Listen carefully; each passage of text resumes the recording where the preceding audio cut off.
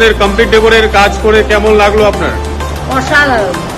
কেমন সাজিয়েছি আমরা? অসাধারণ, অনবদ্য। এখনো পুরোটা সাজানো হয়নি, তাতেই আমি আপ্লুত। এবার পুরোটা সাজানোর পরে তো এটা মানে কিছু বলার থাকবে না। আমি একটুকু বাড়িয়ে বলছি না, কারণ বাড়িয়ে কথা আমি বলতে পারি না। ভালো না লাগলে বলে দিতাম ভালো না।